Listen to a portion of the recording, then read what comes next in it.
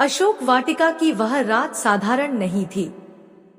चारों ओर चंद्रमा की शीतल चांदनी फैली हुई थी, किंतु उस उजाले के बीच भी एक अनकहा अंधकार पसरा हुआ था।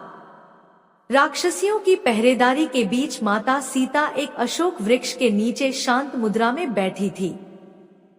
उनके वस्त्र धूल से ढके थे, आंखों में विरह का अथाह सागर था, किंतु उनके मुख पर तेज ऐसा था कि मानो स्वयं अग्नि भी उसके सामने नतमस्तक हो जाए। उसी समय दूर से रावण के कदमों की आहट सुनाई दी। स्वर्णमय वस्त्रों में लिपटा लंकापति अपने अभिमान के साथ अशोक वाटिका में प्रवेश कर रहा था।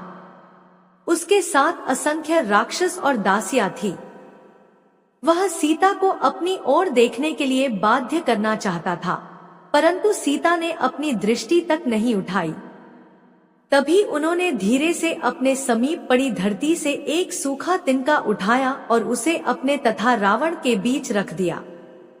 देखने वालों को वह केवल एक सूखा तिनका दिखाई दिया, लेकिन क्या वास्तव में वह केवल तिनका था? क्या उस क्षण उस तिनके में कोई ऐसा रहस्य छिपा था जिसे स्वयं रावण भी नहीं समझ पाया? कहते हैं कि उस क्षण अशोक वाटिका की वायु अचानक बदल गई थी। वृक्षों की पत्तियां बिना हवा के हिलने लगी थी। पक्षी एकाएक मौन हो गए थे और राक्षसियों के मन में अनजाना भय उत्पन्न हो गया था। किसी ने ध्यान नहीं दिया कि सीता के हाथ में आया वह तिनका सामान्य नहीं था। वह धरती का एक अंश था, वही धरती जिससे स्वयं सीता प्रकट हुई थी। लोक कथाएं कहती हैं कि जब सीता ने वह तिनका उठाया तो मानो पृथ्वी माता ने अपनी पुत्री को संकेत दिया कि धैर्य रखो, समय निकट है।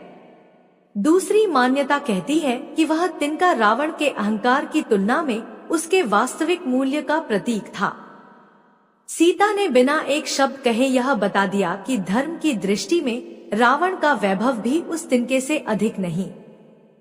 किंतु रहस्य यहीं समाप्त नहीं होता।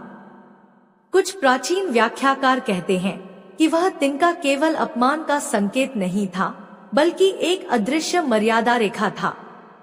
जब तक वह तिनका दोनों के बीच रखा रहा, तब तक रावण की समस्त मायावी शक्तियां निष्प्रभावी रहीं।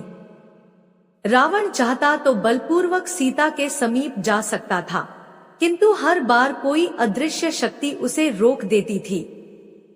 क्या वह शक्ति उस तिनके में थी या स्वयं सीता के तप में? अशोक वाटिका की राक्षसियां कई बार यह दृश्य देख चुकी थी कि जब भी रावण क्रोध में आगे बढ़ने का प्रयास करता, उसका चेहरा अचानक बदल जाता, मानो किसी अदृश्य अग्नि ने उसे घेर लिया हो। वह एक कदम आगे बढ़ाता और फिर रुक जाता। उसे स्वयं समझ नहीं आता कि ऐसा क्यों हो रहा है। उस रात भी ऐसा ही हुआ। रावण ने सीता को मनाने का प्रयास किया, अपने वैभव का बखान किया, पूरे त्रिलोक का स्वामी होने का अभिमान दिखाया, किंतु सीता ने तिनके की ओर देखते हुए उत्तर दिया। उन्होंने रावण की ओर सीधी दृष्टि तक नहीं डाली। यह केवल तिरस्कार नहीं था, यह धर्म की वह घोषणा थी जिसमें अधर्म को देखने योग्य भी नहीं माना गया। कहते हैं कि जब सीता तिनके की ओर देखकर बोल रही थी, तब उस तिनके की छाया धरती पर एक सूक्ष्म रेखा बना रही थी। कुछ साधकों का विश्वास है कि वह रेखा साधारण नहीं थी, वह धर्म और अधर्म की सीमा थी। उसे पार करने का साहस स्वयं रावण में भी नहीं था। तभी एक वृद्ध राक्षसी ने मन ही मन सोचा कि आखिर यह साधारण स्त्री किस शक्ति की स्वामिनी है, जिसके सामने 10 सिर वाला रावण भी असहाय प्रतीत हो रहा है। उसी समय अशोक वृक्ष से एक सूखा पत्ता गिरा और तिनके के पास आकर ठहर गया। लोक कथा कहती है कि वह संकेत था कि प्रकृति स्वयं सीता के पक्ष में खड़ी है। एक अन्य मान्यता के अनुसार वह तिनका ब्रह्मा द्वारा रचित उस मर्यादा का प्रतीक था जिसे कोई अधर्मी अपनी शक्ति से नहीं तोड़ सकता। यही कारण था कि रावण बार बार क्रोधित होकर भी केवल धमकी देकर लौट जाता था। कुछ संतों ने यह भी कहा है कि सीता ने तिनका इसलिए उठाया क्योंकि वे रावण को यह बताना चाहती थी कि जिसने अपने जीवन से सत्य, करुणा और धर्म को खो दिया, उसका समस्त ऐश्वर्य अंततः सूखे तिनके के समान हो जाता है। परंतु एक और रहस्य भी सुनने को मिलता है। कहा जाता है कि अशोक वाटिका में उस तिनके को उठाने से पहले सीता ने मन ही मन श्री राम का स्मरण किया था। उसी क्षण वह तिनका उनके लिए केवल घास का तिनका नहीं रहा, बल्कि राम नाम की शक्ति का प्रतीक बन गया। जिस प्रकार साधारण पत्थर पर राम नाम लिखने से वह समुद्र में तैर गया, उसी प्रकार साधारण तिनका भी आस्था के कारण अदृश्य शक्ति का माध्यम बन गया। यह रहस्य किसी ने नहीं देखा, लेकिन हनुमान जी, जो उसी समय वृक्ष पर छिपकर यह सब देख रहे थे, उन्होंने उस क्षण सीता के तेज को अनुभव किया। कहते हैं कि हनुमान जी ने मन ही मन सोचा कि जिस माता के हाथ में एक तिनका भी धर्म का अस्त्र बन जाए, उनकी रक्षा स्वयं समस्त देवता कर रहे हैं। तभी रावण ने अंतिम बार क्रोध में अपनी तलवार की मूठ पकड़ी, लेकिन अगले ही क्षण उसका हाथ कांप उठा। क्या यह भय था या किसी अदृश्य शक्ति का प्रभाव? इसका उत्तर किसी के पास नहीं था। कुछ परंपराएं कहती हैं कि उस क्षण पृथ्वी देवी ने स्वयं अपनी पुत्री के चारों ओर सूक्ष्म कवच बना दिया था, और वह तिनका उसी कवच का दृश्य प्रतीक था। दूसरी ओर कुछ विद्वान इसे केवल गहन प्रतीकात्मक संकेत मानते हैं कि धर्म के सामने अधर्म का मूल्य तिनके के समान है। किंतु अशोक वाटिका का वातावरण उस दिन जिस प्रकार बदल गया था, उसने अनेक प्रश्न छोड़ दिए। यदि वह तिनका केवल घास था, तो रावण की वाणी क्यों डगमगाई? यदि वह केवल प्रतीक था, तो राक्षसियों के मन में भय क्यों उत्पन्न हुआ?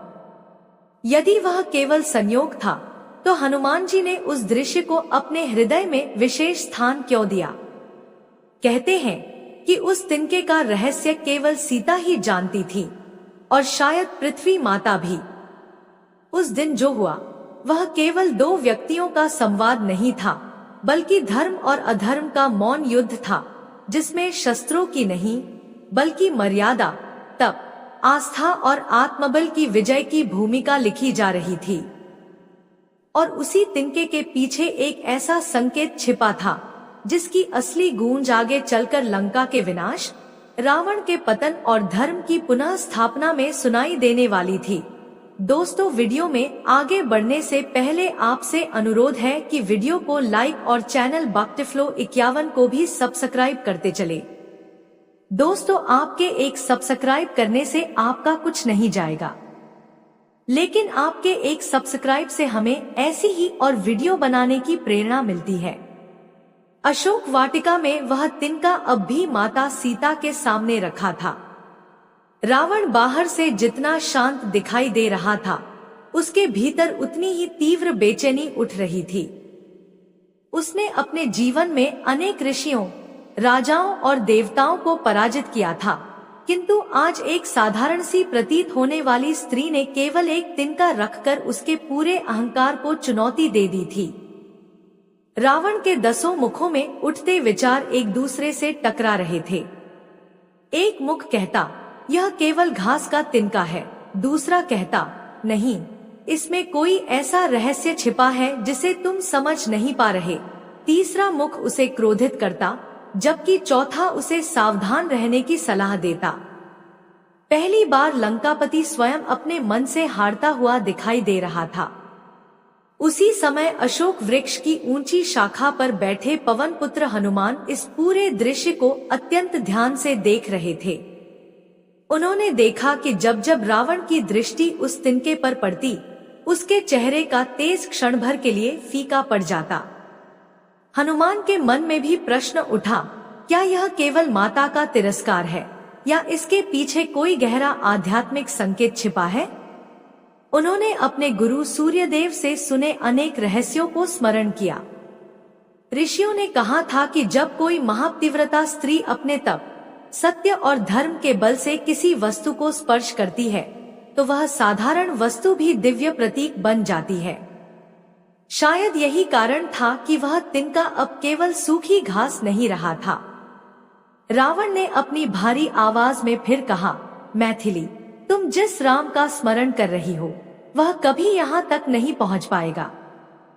समुद्र मेरी रक्षा करता है, लंका की दीवारें देवताओं तक के लिए अभेद्य हैं। तुम्हारा यह तिनका भी तुम्हें नहीं बचा सकेगा। सीता ने बिना उसकी ओर देखे उत्तर दिया। जो अपने बल पर अभिमान करता है उसका पतन उसी क्षण आरंभ हो जाता है। यह तिनका तुम्हें नहीं रोकेगा, तुम्हें तुम्हारा अधर्म रोकेगा। इन शब्दों ने अशोक वाटिका में एक विचित्र कंपन उत्पन्न कर दिया। दूर बैठे पक्षी अचानक उड़ गए, वृक्षों की डालियां हिल उठीं, राक्षसियां एक दूसरे का चेहरा देखने लगी। उनमें से तृष्णा सबसे अधिक गंभीर हो गई।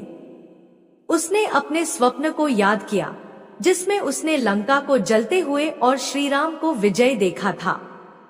उसने मन ही मन सोचा, क्या यह तिनका उसी भविष्य का संकेत है?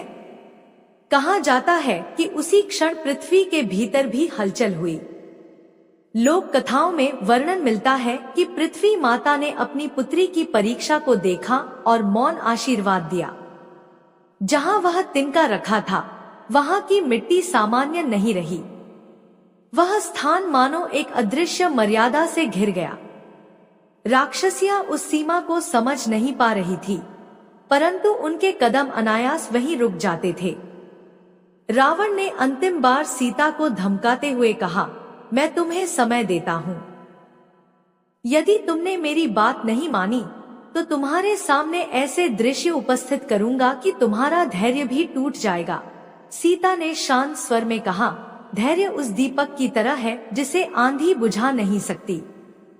तुम्हारा भय उसी दीपक के सामने तिनके के समान है। रावण ने क्रोध में अपनी मुट्ठियां भींच ली। उसके पैरों के नीचे की भूमि कांप उठी, किंतु जैसे ही उसने एक कदम आगे बढ़ाने का प्रयास किया, उसके मन में अचानक ब्रह्मा का दिया हुआ वरदान और नलकुबेर का श्राप एक साथ स्मरण हो आया। उसका चेहरा बदल गया। उसने तुरंत अपना कदम पीछे खींच लिया। उस क्षण हनुमान ने अनुभव किया कि धर्म केवल शस्त्रों से नहीं, सत्य और मर्यादा से भी रक्षा करता है। रावण चला गया, पर उसकी दृष्टि बार बार पीछे मुड़कर उसी तिनके पर पड़ रही थी। वह अपने महल तक पहुंच गया, किंतु उसका मन अशोक वाटिका में ही अटका रहा।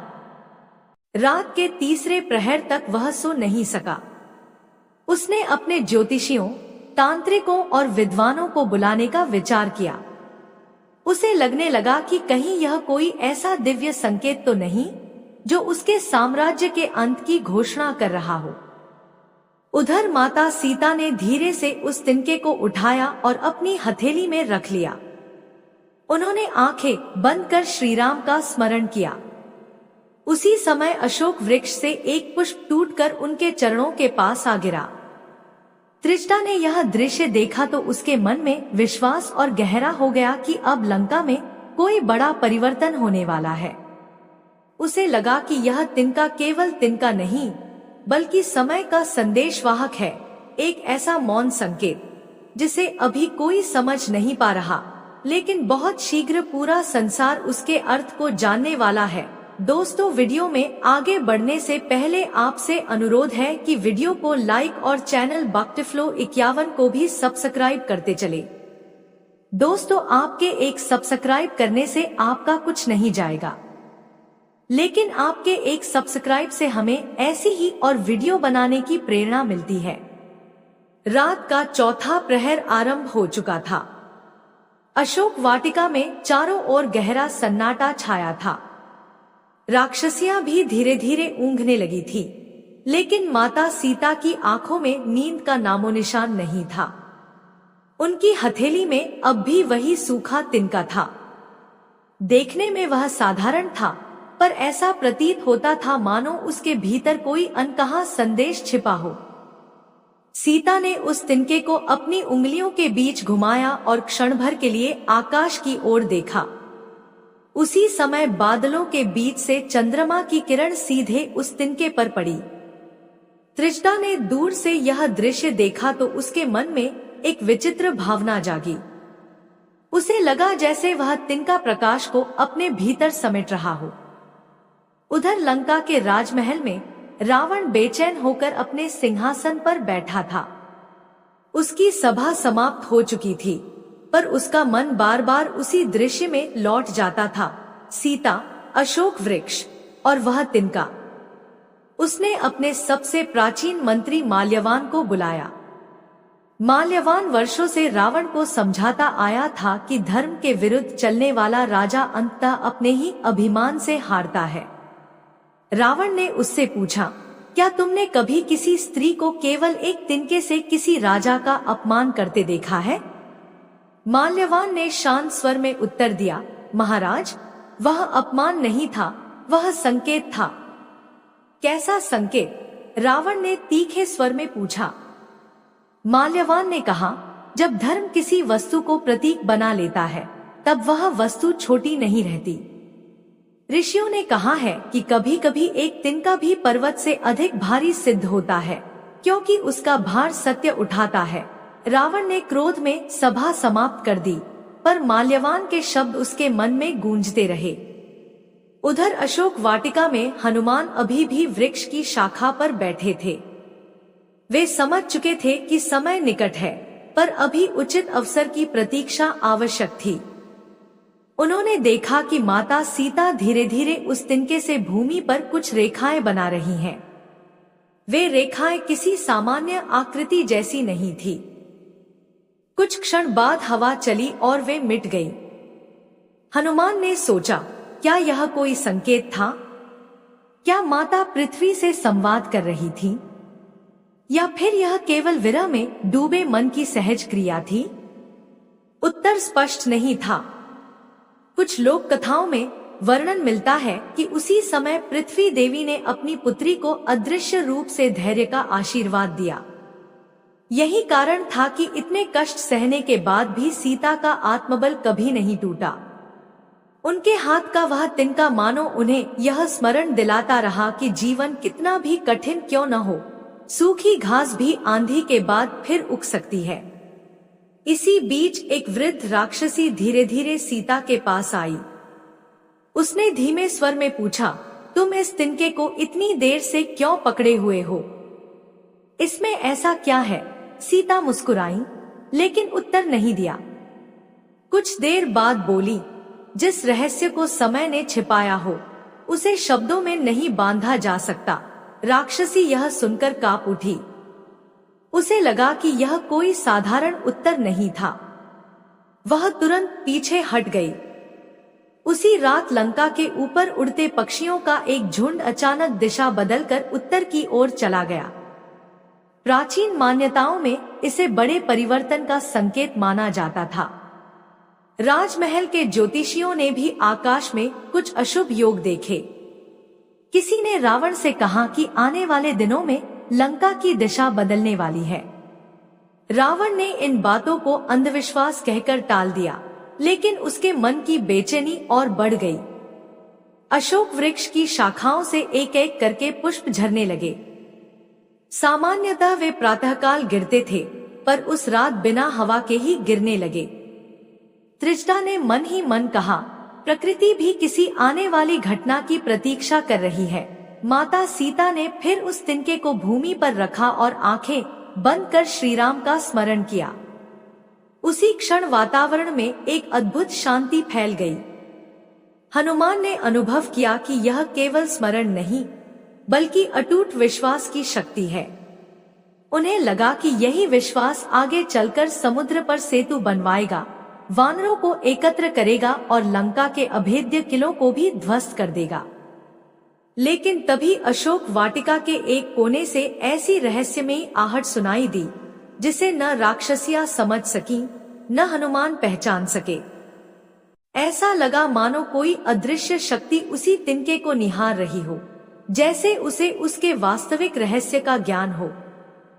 और उसी क्षण वृक्षों की छाया के बीच दो चमकती हुई आंखें दिखाई दी।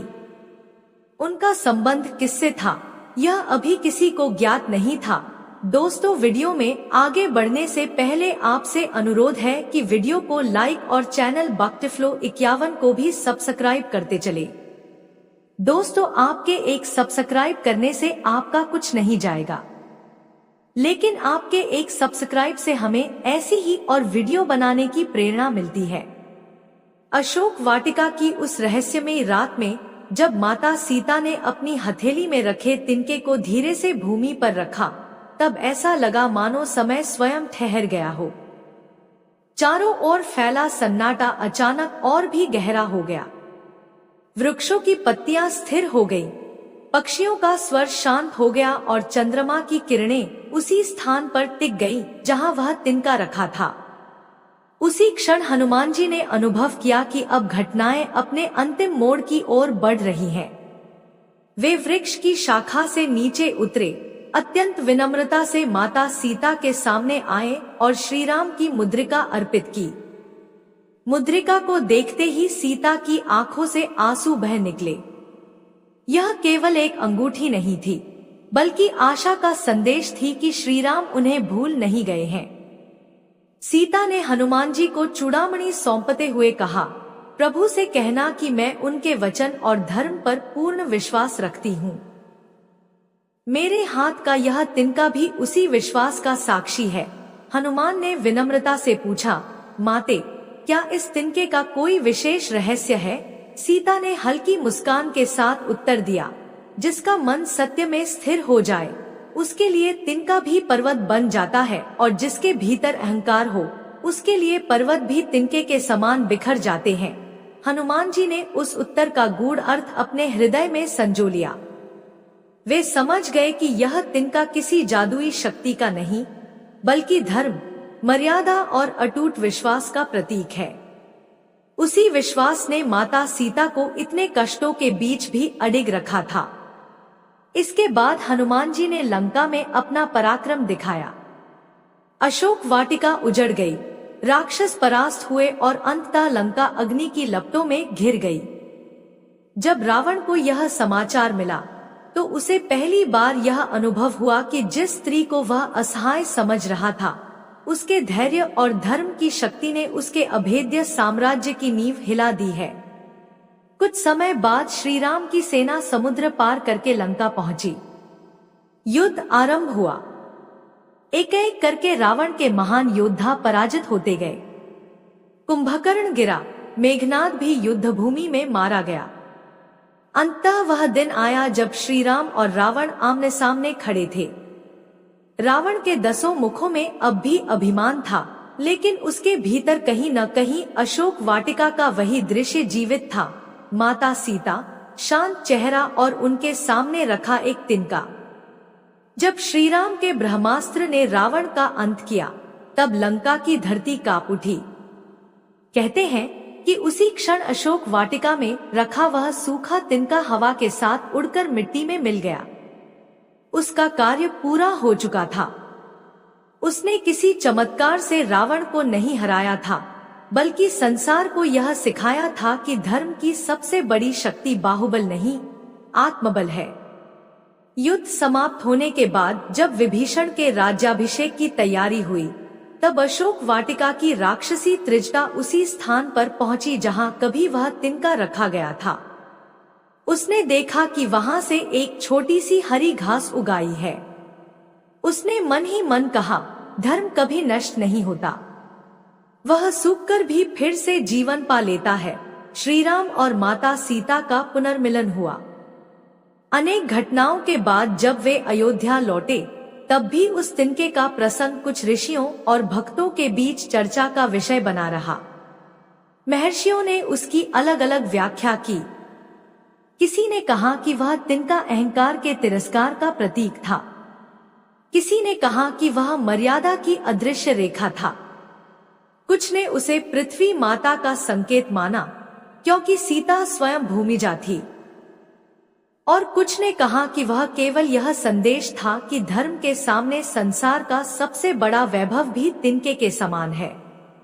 वास्तव में शास्त्रों में यह स्पष्ट नहीं कहा गया कि उस तिनके में कोई अलौकिक शक्ति थी, लेकिन यह अवश्य बताया गया कि माता सीता ने रावण से बात करते समय तृण को बीच में रखकर उससे संवाद किया। भारतीय परंपरा में इसे गहरे सम्मान, मर्यादा और तिरस्कार के प्रतीक के रूप में देखा गया है। इसलिए उस तिनके का सबसे बड़ा रहस्य किसी जादू में नहीं, बल्कि उसके संदेश में छिपा है। वह संदेश आज भी उतना ही प्रासंगिक है। यदि मन सत्य, धैर्य और विश्वास से भरा हो, तो सबसे छोटी वस्तु भी महान प्रतीक बन सकती है। और यदि मन अहंकार से भर जाए, तो स्वर्ण में लंका भी क्षण भर में राख हो सकती है। इस प्रकार अशोक वाटिका के उस छोटे से तिनके का रहस्य केवल एक घटना नहीं, बल्कि धर्म, मर्यादा, आत्मसम्मान और अटूट आस्था की अमर कथा बन गया। यही कारण है कि आज भी जब रामायण का यह प्रसंग सुनाया जाता है, तो लोग उस तिनके को केवल घास का एक टुकड़ा नहीं, बल्कि सत्य की विजय और अधर्म के पतन का मौन प्रतीक मानते हैं। प्रिय दर्शकों, आज की वीडियो आपको कैसी लगी? आशा करते हैं कि आज की वीडियो आपको जरूर पसंद आई होगी। दोस्तों, आज की वीडियो आपको पसंद आई हो तो वीडियो को लाइक करें और कमेंट में जय श्री राम अवश्य लिखें। और ऐसी ही रहस्यमयी वीडियो देखने के लिए हमारे चैनल भक्तिफ्लो 51 को सब्सक्राइब करके बेल आइकन अवश्य दबाएं, ताकि ऐसी ही रहस्यमयी वीडियो आपके पास सबसे पहले पहुंच सके। जय श्री राम। धन्यवाद।